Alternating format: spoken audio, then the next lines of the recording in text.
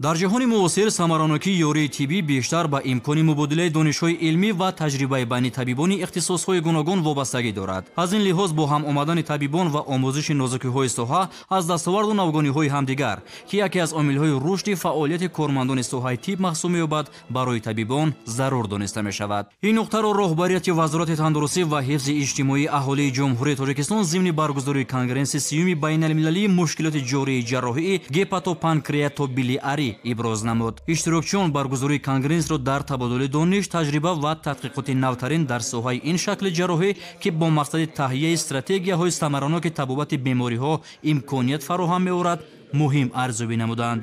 Яке аз мавзӯъҳои асосии конгресс дарёфти равишҳои беҳтар дар ташхис ва табобати бемориҳои ҷигар, роҳҳои сафро, ғадуди зери меъда ва ҷустуҷӯи роҳҳои ҳалли нав бо дар назардошти таҷрибаи байналмилалӣ, инчунин ҳамгироӣ ва ҳамкории мутахассисони соҳаи ҷарроҳӣ буд, ки барои баланд бардоштани маҳорати касбӣ нерӯи бузург мебахшад.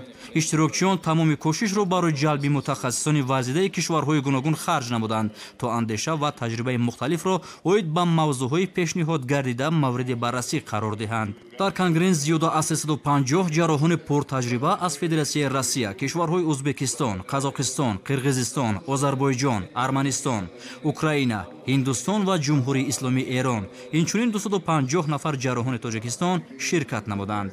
дар конгресс мушкилоти умдатарини ҷарроҳии гепатопанкреатобилиарӣ муҳокима шуда, аз ҷониби мутахассисони варзида таҷрибаи пешқадам ва идеяҳои такмили усулҳои барқароркунии ҷарроҳии бидуни анатомия, функсионалии узвҳо, имкониятҳои навтарини истифодаи технологияҳои каминвазивӣ ва каммасраф, протоколҳои табобати оқилонаи дороворӣ дар ин шакли ҷарроҳӣ пешниҳод гардида, инчунин мушкилоти воқеии соҳаи саратоншиносӣ ва транспатология ва роҳҳои ҳалли онҳо баррасӣ карда шуд.